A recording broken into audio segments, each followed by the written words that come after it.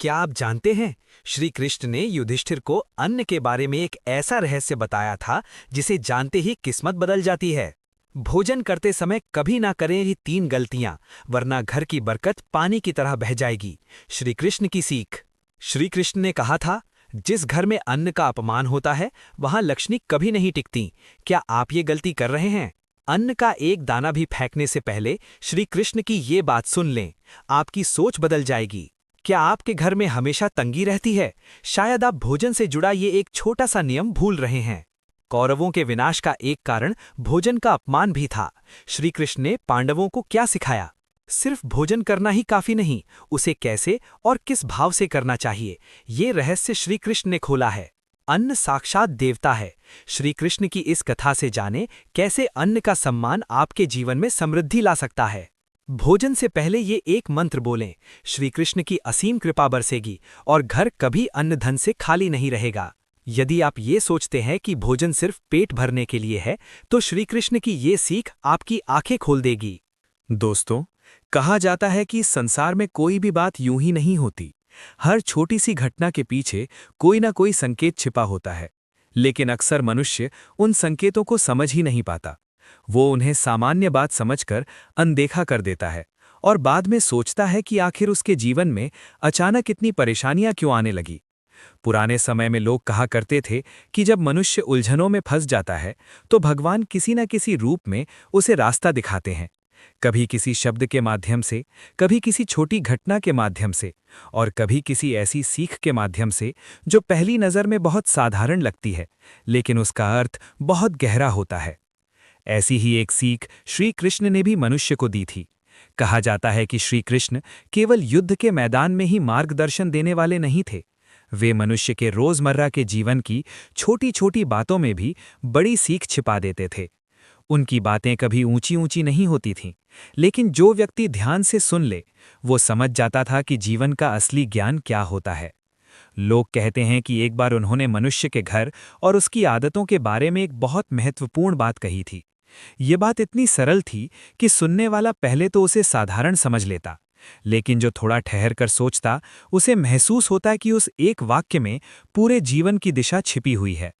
श्री कृष्ण ने कहा था कि मनुष्य के घर में सुख और शांति केवल बड़े कामों से नहीं आती। कई बार छोटी छोटी आदतें ही ये तय करती हैं कि घर में बरकत रहेगी या नहीं। मनुष्य अक्सर सोचता है कि अगर वो बहुत धन कमा लेगा तो उसके घर में हमेशा सुख रहेगा, लेकिन सच ये है कि केवल धन से घर में सुख नहीं टिकता। धन तो आ सकता है, लेकिन उसे टिकाने के लिए मनुष्य की आदतें भी उतनी ही सही होनी चाहिए। यही कारण है कि पुराने समय में लोग हर छोटी चीज का सम्मान करते थे। वे अन्न का आदर करते थे, जल को व्यर्थ नहीं बहाते थे और अपने घर की हर वस्तु को भगवान का प्रसाद मानते थे। कहा जाता है कि जब मनुष्य अपने जीवन में इन छोटी छोटी बातों का ध्यान रखता है तो उसका घर धीरे धीरे सकारात्मक ऊर्जा से भरने लगता है, और जब घर का वातावरण अच्छा होता है तो वहां रहने वाले लोगों के जीवन में भी शांति बनी रहती है। लेकिन जब मनुष्य इन बातों को भूलने लगता है तो धीरे धीरे उसके जीवन में उलझनें बढ़ने लगती हैं। उसे समझ नहीं आता कि वो मेहनत तो बहुत कर रहा है, फिर भी उसके घर में बरकत क्यों नहीं टिक रही। कई बार ऐसा भी होता है कि सब कुछ ठीक होते हुए भी मन में बेचैनी बनी रहती है। घर में छोटी छोटी बातों पर तनाव होने लगता है। लोग कहते हैं कि ऐसे समय में मनुष्य को अपने जीवन की आदतों को ध्यान से देखना चाहिए, क्योंकि कई बार समस्या बाहर नहीं होती, समस्या हमारी रोज की छोटी छोटी भूलों में छिपी होती है। इसी बात को समझाने के लिए श्री कृष्ण ने एक बहुत सरल संकेत दिया था। उन्होंने कहा था कि अगर मनुष्य अपने घर में एक छोटा सा नियम याद रखे तो उसके जीवन में बहुत बड़ा परिवर्तन आ सकता है। ये नियम किसी बड़े यज्ञ या पूजा से जुड़ा हुआ नहीं था, न ही इसके लिए किसी कठिन साधना की आवश्यकता थी। ये नियम तो इतना सरल था कि हर व्यक्ति उसे आसानी से अपना सकता था, लेकिन फिर भी लोग उसे भूल गए। समय बीतता गया, लोग अपने कामों में व्यस्त होते गए और धीरे धीरे वो छोटी सी बात लोगों की याद से दूर होती चली गई। आज भी बहुत कम लोग हैं जो उस संकेत को जानते हैं, और जो जानते हैं वे कहते हैं कि अगर मनुष्य उस बात को समझ ले तो उसके घर का वातावरण धीरे धीरे बदलने लगता है।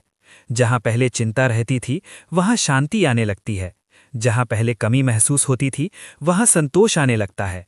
क्योंकि श्री कृष्ण की हर बात के पीछे केवल शब्द नहीं होते, उसके पीछे जीवन का अनुभव छिपा होता है। लेकिन उस संकेत को समझने के लिए मनुष्य को थोड़ा धैर्य रखना पड़ता है। जल्दबाजी में सुनी गई बात अक्सर अधूरी रह जाती है, और यही कारण है कि उस छोटे से नियम की पूरी कहानी भी धीरे धीरे सामने आती है।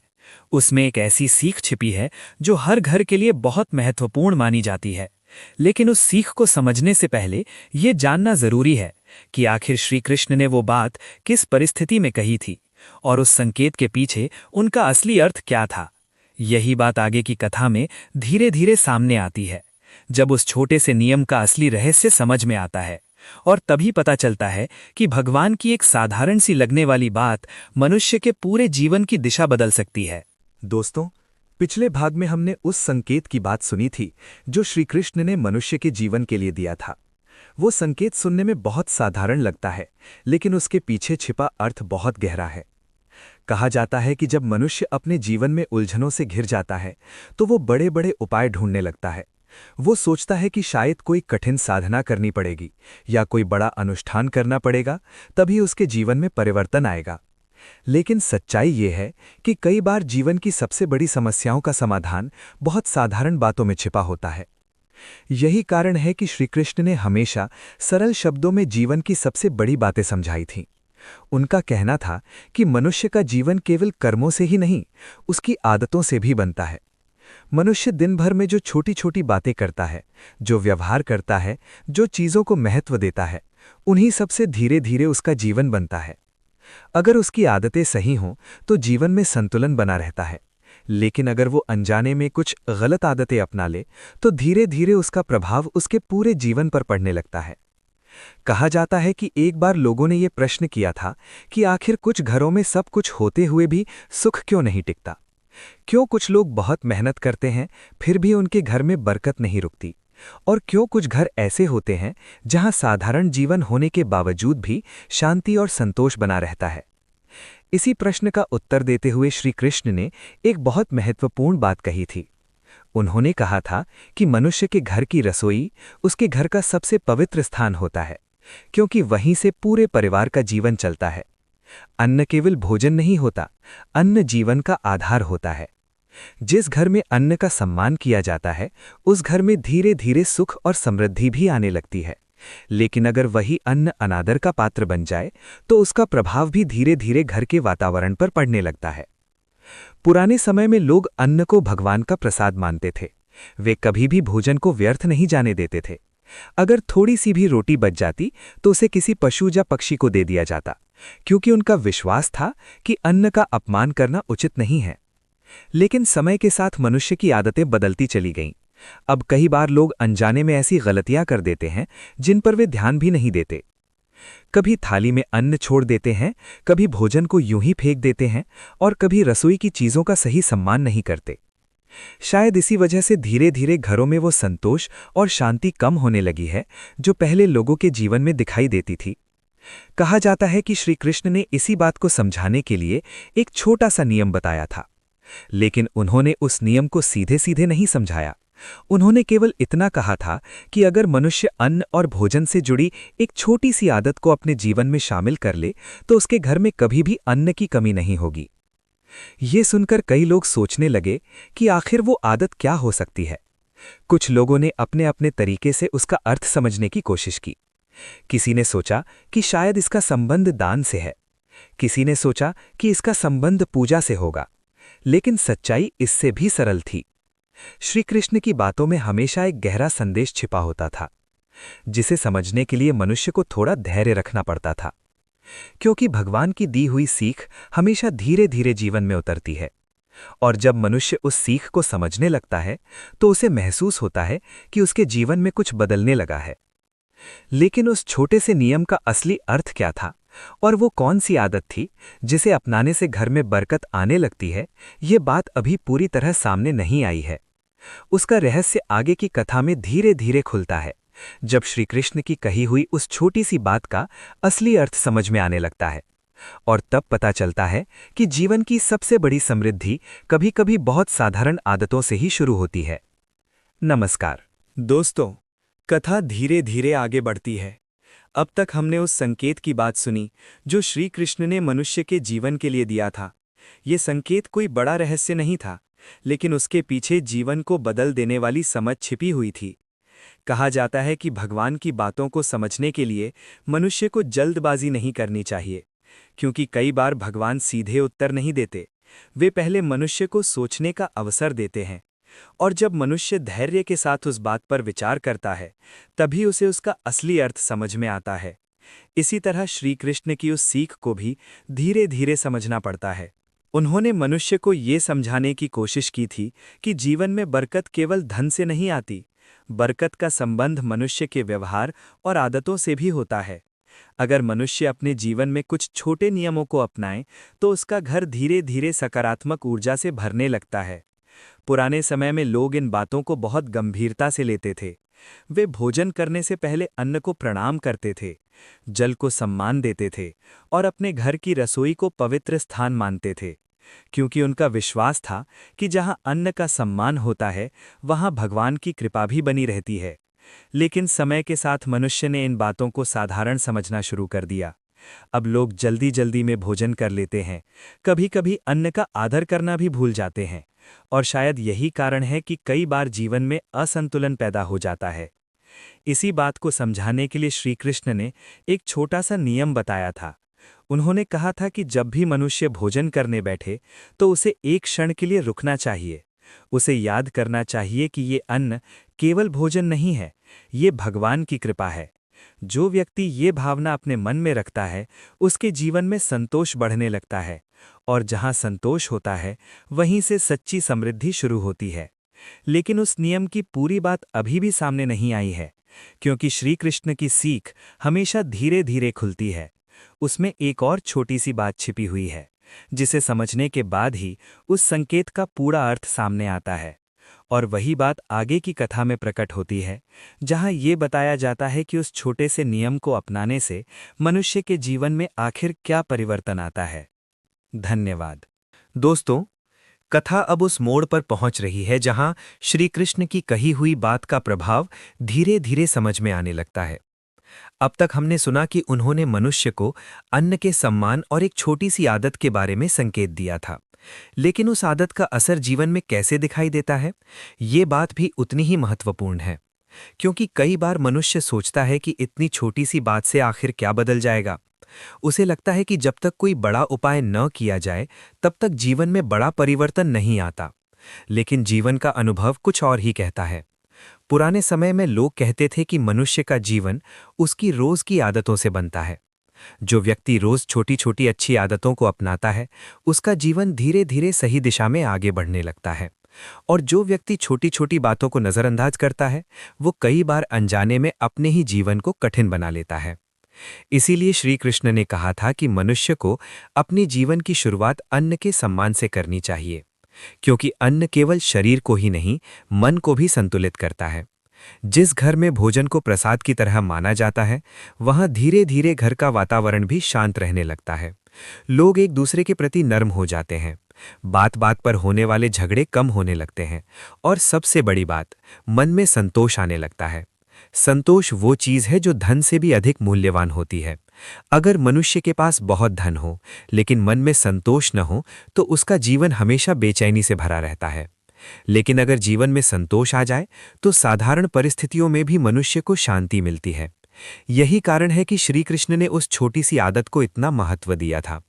कहा जाता है कि जो व्यक्ति भोजन करने से पहले एक क्षण के लिए रुकता है और उस अन्न को भगवान की कृपा मानकर स्वीकार करता है, उसके मन में धीरे धीरे कृतज्ञता की भावना पैदा होने लगती है। कृतज्ञता का अर्थ है जो मिला है उसके लिए धन्यवाद महसूस करना। और जब मनुष्य ये भावना अपने जीवन में ले आता है, तो उसकी सोच बदलने लगती है। वो शिकायत कम करने लगता है और जो कुछ है उसमें भी सुख महसूस करने लगता है। इसी भावना से घर में सकारात्मक ऊर्जा बढ़ने लगती है। जहां पहले तनाव होता था, वहां धीरे धीरे शांति आने लगती है। जहां पहले हर छोटी बात पर चिंता होती थी, वहां मन थोड़ा स्थिर होने लगता है। यही वो परिवर्तन है जिसके बारे में श्री कृष्ण संकेत दे रहे थे। उन्होंने मनुष्य को ये समझाना चाहा था कि जीवन में बरकत केवल बाहर से नहीं आती, बरकत भीतर की भावना से शुरू होती है। अगर मनुष्य के मन में सम्मान, संतोष और कृतज्ञता हो, तो उसका जीवन अपने आप संतुलित होने लगता है। लेकिन इस कहानी में अभी एक अंतिम बात बाकी है, क्योंकि श्री कृष्ण ने उस संकेत के साथ एक और सीख भी दी थी। एक ऐसी सीख जो मनुष्य को ये समझाती है कि अन्न का सम्मान केवल भावना से ही नहीं, बल्कि व्यवहार से भी होना चाहिए। और जब मनुष्य उस अंतिम बात को समझ लेता है, तभी इस पूरी कथा का असली अर्थ सामने आता है। यही अंतिम सीख इस कथा के अगले और अंतिम भाग में सामने आती है, जहां श्री कृष्ण की वो बात पूरी तरह स्पष्ट हो जाती है, और तब मनुष्य समझ पाता है कि एक साधारण सी लगने वाली आदत भी उसके पूरे जीवन की दिशा बदल सकती है। धन्यवाद। दोस्तों, अब ये कथा अपने अंतिम चरण में पहुंच चुकी है। अब तक हमने उस संकेत की बात सुनी जो श्री कृष्ण ने मनुष्य के जीवन के लिए दिया था। पहले ये बात बहुत साधारण लगती है, लेकिन जब मनुष्य धीरे धीरे इसे समझता है तो उसे महसूस होता है कि इसमें जीवन को बदल देने वाली सीख छिपी हुई है। कहा जाता है कि भगवान की दी हुई सीख हमेशा सरल होती है। वो कभी भी मनुष्य को कठिन रास्तों पर नहीं धकेलती। वे केवल ये बताते हैं कि मनुष्य अगर अपने जीवन की छोटी छोटी आदतों को सुधार ले तो उसका जीवन अपने आप संतुलित होने लगता है। इसीलिए श्री कृष्ण ने अन्न और भोजन के विषय में वो संकेत दिया था। उन्होंने मनुष्य को ये समझाने की कोशिश की थी कि अन्न केवल पेट भरने का साधन नहीं है, अन्न जीवन की सबसे बड़ी कृपा है।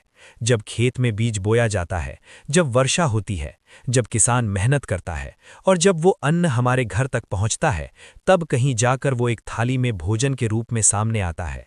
इसलिए पुराने समय में लोग अन्न को भगवान का प्रसाद मानते थे। वे भोजन को कभी भी अनादर से नहीं देखते थे। अगर थाली में एक भी दाना गिर जाता तो उसे उठाकर सम्मान से रखा जाता था, क्योंकि उनका विश्वास था कि जहां अन्न का सम्मान होता है वहां घर में बरकत भी बनी रहती है। और यही वो अंतिम सीख थी जो श्री कृष्ण मनुष्य को देना चाहते थे। उन्होंने कहा था कि जब भी मनुष्य भोजन करे तो उसे केवल पेट भरने के लिए ना खाए, उसे एक क्षण के लिए रुकना चाहिए और ये याद करना चाहिए कि ये अन्न भगवान की कृपा से मिला है।